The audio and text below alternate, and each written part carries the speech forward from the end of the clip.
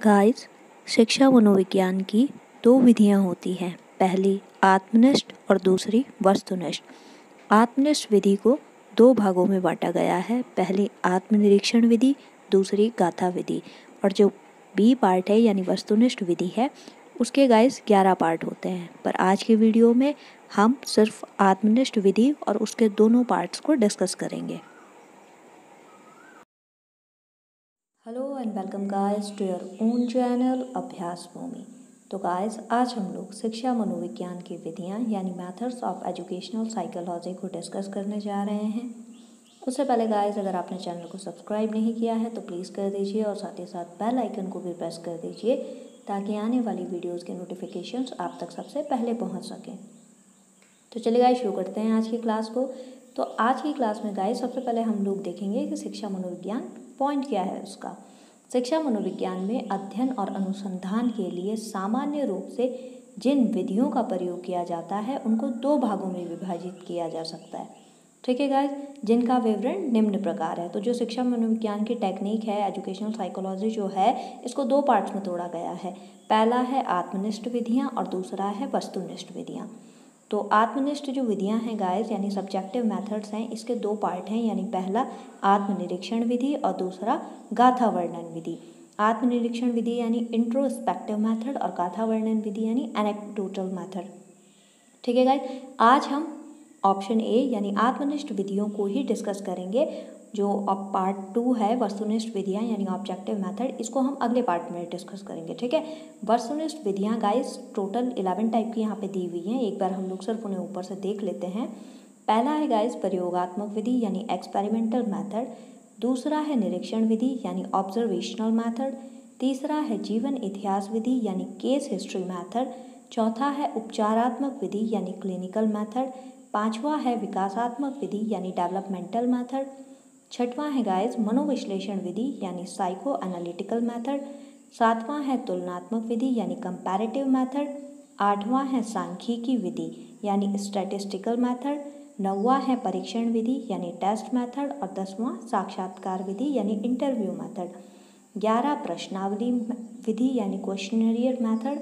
12वां विभेदात्मक विधि differential method और जो 13वां है गाइस मनोभौतिकी विधि यानी साइको फिजिकल मेथड। तो ऊपर गाइस मैंने 11 बोले थे, बट ओवरऑल अगर आप इन्हें एक्सप्लेन कर दें तो ये टोटल हो जाते हैं 13। बट अभी हम 13 को देखकर नहीं चलेंगे। अभी जो हम लोग एक्सप्लेनेशन लेंगे, सबसे पहले हम लोग पार्ट ए को एक्सप्लेन करेंगे यानी आत्मनिष्ठ विधियाँ सब्जेक्टिव मेथड्स, जो कि 2 टाइप की हैं। पहला है जिसका आत्मनिरीक्षण विधि। ठीक है, आत्मनिरीक्षण विधि जब इंट्रोस्पेक्टिव मेथड की मैं बात करूंगी तो वो क्या है। आत्मनिरीक्षण का अर्थ है गाइस मस्तिष्क द्वारा अपनी स्वयं की क्रियाओं का निरीक्षण। ठीक है, जब ब्रेन के द्वारा आप अपनी स्वयं की जो क्रियाएं आपके अंदर हो रही हैं उनका निरीक्षण कर रहे हो, ऑब्जर्वेशन कर रहे हो। ठीक है, आत्मनिरीक्षण विधि को अंतदर्शन, अंतनिरीक्षण विधि भी कहते हैं। ठीक है, स्टाउट जो कि एक मनोवैज्ञानिक थे के अनुसार अपनी मानसिक क्रियाओं का क्रमबद्ध अध्ययन ही अंतनिरीक्षण कहलाता है। ठीक है, वुडवर्थ ने इस विधि को आत्मनिरीक्षण कहा है। ठीक है, इस विधि में व्यक्ति की मानसिक क्रियाएं आत्मगत होती हैं। आत्मगत होने के कारण आत्मनिरीक्षण या अंतदर्शन विधि अधिक उपयोगी होती है। ठीक है गाइज, इतनी चीज़ क्लियर हो गई। इसके साथ अब हम लोग इसे थोड़ा डिटेल में पढ़ेंगे, जिसमें परिचय पहला है आत्मनिरीक्षण। आत्मनिरीक्षण का मतलब आपको समझ में आ गया होगा गाइज। आत्म मतलब स्वयं का, निरीक्षण यानी ऑब्जर्वेशन, जब आप खुद को ऑब्जर्व कर रहे हैं। ठीक है, वो है आपका आत्मनिरीक्षण। मनोविज्ञान की परंपरागत विधि है। ठीक है, इसका नाम इंग्लैंड के विख्यात दार्शनिक लॉक से संबद्ध है। ठीक है, जिसने इसकी परिभाषा इन शब्दों में की थी। तो जो लॉक थे, दार्शनिक थे, जो फिलोसोफर थे, इन्होंने क्या कहा था, मस्तिष्क द्वारा अपनी स्वयं की क्रियाओं का निरीक्षण। ठीक है, the notice which the mind takes of its own operations. ठीक है गाइस, मतलब जो आपका ब्रेन है, आप स्वयं से स्वयं को रीड कर रहे हो, स्वयं से स्वयं को ऑब्जर्व कर रहे हो। ठीक है, आपने खुद को खुद ही ऑब्जर्वेशन में डाला हुआ है। जैसे हम लोग आत्मचिंतन करते हैं ना, जब हम कोई काम कर देते हैं, जब कोई गलती कर देते हैं, उसके बाद हम सोचते हैं कि क्या हमने सही किया, क्या हमने गलत किया, तो वही है। ठीक है, तो आत्मनिरीक्षण आप खुद का खुद ही निरीक्षण कर रहे हैं। ठीक है, पूर्व काल के मनोवैज्ञानिक अपनी मानसिक क्रियाओं और प्रतिक्रियाओं का ज्ञान प्राप्त करने के लिए इसी विधि पर निर्भर थे। ठीक है, जो पूर्व काल यानी इनिशियल टाइम था, वे इसका प्रयोग अपने अनुभवों का पुनः स्मरण और भावनाओं का मूल्यांकन करने के लिए करते थे। वे सुख और दुख क्रोध और शांति, घृणा और प्रेम के समय अपनी भावनाओं और मानसिक दशाओं का निरीक्षण करके उनका वर्णन करते थे। ठीक है गाइस, तो जब भी आप कुछ फील कर रहे हैं उनको खुद से ऑब्जर्व कर रहे हैं कि मैंने गुस्सा सही किया, मैंने किसी पे अगर तेज चिल्लाया है, किसी को डांटा है, किसी के साथ प्यार से बात करी है, किसी के साथ किस तरीके से बिहेव करा है, तो उस चीज़ का सबका ऑब्जर्वेशन आपको एक लेवल अप उठाएगा। ठीक है, जब आप खुद के व्यवहार में बदलाव करना चाहते हैं, सकारात्मक बदलाव चाहते हैं, तो उसमें खुद को आपको खुद ही देखना पड़ेगा। दूसरा पॉइंट है गाइस इसका अर्थ। ठीक है, आत्मनिरीक्षण की अब बात कर रहे हैं अर्थ की। अंतर्दर्शन अर्थात इंट्रोस्पेक्शन का अर्थ है टू लुक विद इन। पहले ही बता दिया है कि स्वयं में झांकना, खुद को देखना, या सेल्फ ऑब्जर्वेशन, जिसका अभिप्राय है अपने आप में देखना या आत्मनिरीक्षण। इसकी व्याख्या करते हुए BN झा, ठीक है, पेज 23 ने लिखा है, ठीक है, P23, आत्मनिरीक्षण अपने स्वयं के मन का निरीक्षण करने की प्रक्रिया है। पहले ही चीज़ मैं बता चुकी हूँ। यह एक प्रकार का आत्मनिरीक्षण है जिसमें हम किसी मानसिक क्रिया के समय अपने मन में उत्पन्न होने वाली स्वयं की भावनाओं और सब प्रकार की प्रतिक्रियाओं का निरीक्षण, विश्लेषण और वर्णन करते हैं। इसे इस तरीके से आप समझ सकते हो गाइस कि अगर हम बैठे हुए हैं, हमारे सामने कोई बच्चा खेल रहा है, बच्चे को खेलते खेलते अचानक से वो नीचे गिर गया।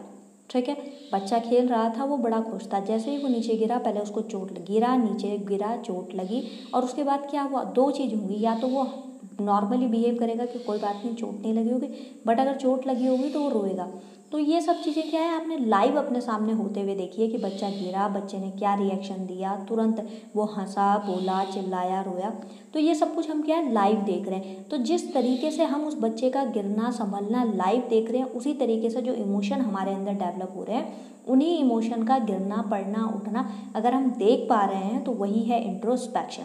ठीक है गाइस, गुस्सा आने से पहले हमें महसूस होता है कि अब हमें गुस्सा आने वाला है। जब हमारे अंदर कोई फीलिंग जनरेट हो रही होती है तो नॉर्मली अगर हमें लगता है कि बस होना था, हो गया, नहीं, ऐसा नहीं होता। फीलिंग भी डेवलप होने में थोड़ा सा टाइम लेती है। अगर हम उसे ऑब्जर्व करें तो हमें महसूस होता है। ठीक है, इसी के साथ आगे बढ़ रहे हैं। थर्ड पॉइंट है गाइस गुण। गुण के भी गाइस अलग अलग पॉइंट है, फिलहाल हम गुण को देखते हैं। मनोविज्ञान के ज्ञान में वृद्धि। डगलस व हॉलैंड के अनुसार मनोविज्ञान ने इस विधि का प्रयोग करके हमारे मनोविज्ञान के ज्ञान में वृद्धि की है। तो ये इसका एक बेनिफिट है गाइस, गुण है इसका। ठीक है, दूसरा गुण क्या है, अन्य विधियों में सहायक। डगलस व हॉलैंड के अनुसार यह विधि अन्य विधियों द्वारा प्राप्त किए गए तथ्यों, नियमों और सिद्धांतों की व्याख्या करने में सहायता देती है। ठीक है, इतना चीज़ क्लियर हो गया। थर्ड पॉइंट देखें, जो अगर इसका तीसरा गुण देखो, यंत्र व सामग्री की आवश्यकता। तो रॉस के अनुसार यह विधि खर्चीली नहीं है। ठीक है, इसमें कोई खर्चा नहीं लगता क्योंकि इसमें किसी विशेष यंत्र या सामग्री की आवश्यकता नहीं पड़ती। जाहिर सी बात है गाइस, खुद के गुस्से को देखना है, खुद के इमोशन को देखना है, तो इसमें कहाँ खर्चा आ रहा है, इसमें तो बैठ के बस ऑब्जर्व भी करना है ना। फिर इसका अगला पॉइंट है गाइस, फोर्थ, प्रयोगशाला की आवश्यकता। तो आत्मनिरीक्षण में प्रयोगशाला की आवश्यकता होगी। तो पढ़ते हैं गाइस, यह विधि बहुत सरल है क्योंकि इसमें किसी प्रयोगशाला की आवश्यकता नहीं है। ठीक है, कोई प्रयोगशाला इसमें ज़रूरत नहीं होती। रॉस P18 के शब्दों में, मनोवैज्ञानिक का स्वयं का मस्तिष्क प्रयोगशाला होता है। अरे वाह, रॉस ने क्लियर कर दिया कि जो ह्यूमन माइंड है वो अपने आप में लेबोरेटरी है, और क्योंकि वह सदैव उसके साथ रहता है इसलिए वह उसे अपनी इच्छा अनुसार कभी भी निरीक्षण कर सकता है। जाहिर सी बात है गाइस, जो माइंड आपके पास हर टाइम है आप उसे कभी भी ऑब्जर्व कर सकते हैं ना। ठीक है, अब इसके दोष बताने, डिमेरिट्स, मेरिट्स तो हमने देख लिया, अब डिमेरिट्स हम लोग देखेंगे कि पहला क्या है इसका नेगेटिव पॉइंट, वैज्ञानिकता का अभाव। यह विधि वैज्ञानिक नहीं है। ठीक है, क्योंकि इस विधि द्वारा प्राप्त निष्कर्षों का किसी दूसरे व्यक्ति द्वारा परीक्षण नहीं किया जा सकता। अब जाहिर सी बात है गाइस, अगर मैंने खुद को ऑब्जर्व करने देखा है और खुद के ऑब्जर्वेशन में मैंने पाया कि मुझे गुस्सा कम आता है या गुस्सा ज़्यादा आता है, तो मेरे पास इस चीज़ का कोई प्रूफ नहीं है ना, ये तो मेरे को लगता है ऐसा कि ये चीज़ है। ठीक है, अब जाहिर सी बात है कि सामने वाले को क्या लगता है या सामने वाला क्या किस निष्कर्ष पर पहुंचा है, ये हम इस चीज़ की प्रमाणिकता नहीं दे सकते। ठीक है, दूसरा, ध्यान का विभाजन। इस विधि का प्रयोग करते समय व्यक्ति का ध्यान विभाजित रहता है क्योंकि एक ओर तो उसे मानसिक प्रक्रिया का अध्ययन करना पड़ता है और दूसरी ओर आत्मनिरीक्षण करना पड़ता है। ऐसी दशा में, जैसा कि डगलस एवं हॉलैंड P37 ने लिखा है, एक साथ दो बातों की ओर पर्याप्त ध्यान दिया जाना असंभव है, इसलिए आत्मनिरीक्षण वास्तव में परोक्ष निरीक्षण हो जाता है। जाहिर सी बात है गाइस, अगर सामने एक घटना घटित हो रही है, ठीक है, सपोज कर आपके सामने दो लोग बहस कर रहे हैं, तो अब उनकी बहस में आप अपने आप को ऑब्जर्व कर रहे हैं। अब दो चीज़ें हो सकती हैं कि पहले आप खुद को ऑब्जर्व कर लें, या फिर ये हो सकता है कि आप सामने जाके उनकी बहस को छुड़वाएं। ठीक है। तो एक टाइम में ध्यान मतलब बट रहा है, आप खुद को ऑब्जर्व भी कर रहे हैं, सामने वाले को शांत करने की कोशिश भी कर रहे हैं, अब कई सामने वाला ऐसे वर्ड बोल रहा है जो आप ही को गुस्सा आ जा रहा है, तो ठीक है, तो इसमें ध्यान का विभाजन होता चला जा रहा है। ठीक है। थर्ड पॉइंट देखेंगे, इसका डीमेरिट है गाइस ये। थर्ड डीमेरिट देखेंगे, असामान्य व्यक्तियों व बालकों के लिए अनुपयुक्त। ठीक है। रॉस के अनुसार यह विधि असामान्य व्यक्तियों, असभ्य मनुष्य, मानसिक रोगियों, बालकों और पशुओं के लिए अनुपयुक्त है, क्योंकि उनमें मानसिक क्रियाओं का निरीक्षण करने की क्षमता नहीं होती। जाहिर सी बात है गाइस, असामान्य मतलब जो नेचुरल नहीं है, मतलब एक नॉर्मल, जो कहते हैं नॉर्मल ह्यूमन बीइंग होते हैं। अब छोटा बच्चा अपने आप को क्या ऑब्जर्व करेगा, इसमें एक मैच्योरिटी लेवल की भी तो आवश्यकता होगी। ठीक है। जब किसी इंसान में मैच्योरिटी लेवल नहीं है तो क्या चीज़ ऑब्जर्व करेगा, उसके हिसाब से तो जो वो कह रहा है वही सही होगा, या जो उसे लग रहा है वही गलत होगा। ठीक है। तो एक लेवल उठकर सामने वाले को एक्सेप्ट करने के लिए भी गाइस मैच्योरिटी का एक स्तर चाहिए होता है। चौथा पॉइंट है गाइस इसका, मन द्वारा मन का निरीक्षण असंभव। इस विधि में मन द्वारा मन का निरीक्षण किया जाता है, जो सर्वथा असंभव है। ठीक है। रॉस के अनुसार दृष्टा का दृश्य दोनों एक ही होते हैं। ठीक है। यानी हमारी जो दृष्टि है और जो हम देख रहे हैं दोनों एक ही बात है, क्योंकि मन निरीक्षण का स्थान और साधन दोनों होता है। जाहिर सी बात है, आपको ऑब्जर्वेशन अगर अपने आप को करना है तो अपने मन से ही तो करोगे आप, तो मन से ही गुस्सा आता है और मन से ही आपको ऑब्जर्वेशन करना है। ठीक है। अगला पॉइंट है गाइस, मानसिक प्रक्रियाओं का निरीक्षण असंभव। डगलस व हॉलैंड के अनुसार मानसिक दशाओं या प्रक्रियाओं में इतनी शीघ्रता से परिवर्तन होते हैं कि उनका निरीक्षण करना प्राय असंभव हो जाता है। कई बार ऐसा होता है ना गाइस कि मूड कभी अचानक से अच्छा हो जा रहा है, कभी बुरा हो जा रहा है, पता ही नहीं चल रहा है ऐसा क्यों हुआ है। तो ये कुछ नेचुरल इंसिडेंट होते हैं जो हो जाते हैं बस। ठीक है। अगला पॉइंट है, मस्तिष्क की वास्तविक दशा का ज्ञान असंभव। इस विधि द्वारा मस्तिष्क की वास्तविक दशा का ज्ञान प्राप्त करना असंभव है। उदाहरणार्थ, यदि मुझे क्रोध आता है तो क्रोध का मनोवैज्ञानिक विश्लेषण करने के लिए मेरे पास पर्याप्त सामग्री होती है। जैसे ही मैं ऐसा करने का प्रयास करता हूँ, मेरा क्रोध कम हो जाता है और मेरी सामग्री मुझसे दूर भाग जाती है। इस कठिनाई का अति सुंदर ढंग से वर्णन करते हुए जेम्स ने लिखा है, आत्मनिरीक्षण करने का प्रयास ऐसा है जैसा यह जानने के लिए कि अंधकार कैसा लगता है, बहुत सी गैस एकदम जला देना। ठीक है। यानी the attempt at introspective analysis is like trying to turn up the gas quickly enough to see how. अब आप सोच रहे होंगे यहाँ गैस वर्ड का क्या मतलब। गैस वर्ड का मतलब है गाइस, जो फ्यूल हम लोग लगाते हैं, कोई भी बर्निंग लैंप है, अगर मान लिया शाम का समय है और बर्निंग लैंप जल रहा है, ठीक है, जिसमें फ्यूल लगा हुआ है, तो आपने क्या करा, सारा का सारा फ्यूल एकदम से ख़त्म कर दिया। ठीक है। आपको सिर्फ ये जानना था कि अंधेरा कैसे होता है। जब तक वो जलता रहेगा लैंप तब तक तो उजाला रहेगा। आपने सारा फ्यूल एक साथ जला दिया, अब एकदम तेज रोशनी हुई और उसके बाद फ्यूल खत्म, सब अंधेरा हो गया। ठीक है। तो आत्मनिरीक्षण करने का प्रयास ऐसा ही है। ठीक है। अब इसके बाद हम किस निष्कर्ष पे पहुंचे गाइस। निष्कर्ष हमें मिला, निष्कर्ष रूप में हम कह सकते हैं कि अपने दोष के कारण आत्मनिरीक्षण विधि का मनोवैज्ञानिक द्वारा परित्याग कर दिया गया है। ठीक है। डगलस एवं हॉलैंड जो हमारे साइंटिस्ट रह चुके हैं, फिलोसफर रह चुके हैं, या फिर हम लोग इन्हें साइकोलॉजिस्ट कह सकते हैं, का मत है, यद्यपि आत्मनिरीक्षण को किसी समय वैज्ञानिक विधि माना जाता था, पर आज इसने अपना अधिकांश सम्मान खो दिया है, क्योंकि डिमेरिट्स ही इतने हो गए हैं गाइस, इसके सम्मान कहाँ से मिलेगा इसे। ठीक है।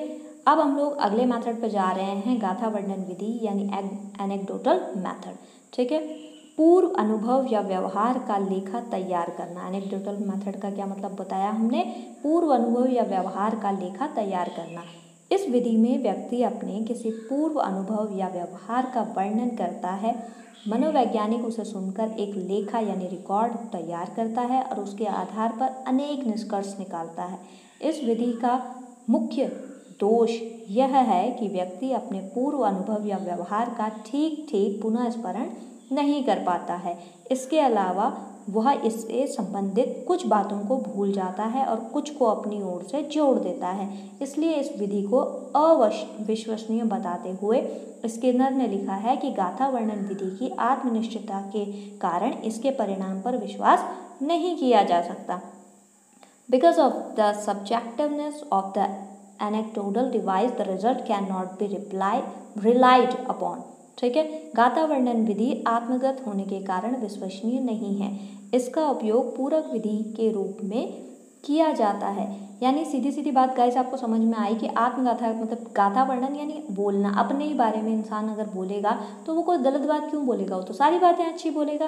तो सारी बातें अच्छी बोल रहा है तो हमें उसका नेगेटिव एस्पेक्ट पता नहीं चला, और जब नेगेटिव एस्पेक्ट पता ही नहीं चला तो कोई फ़ायदा है गाइस ऐसी चीज़ पढ़ने का या जानने का। ठीक है, इसीलिए इसको विश्वसनीय नहीं करार दिया गया।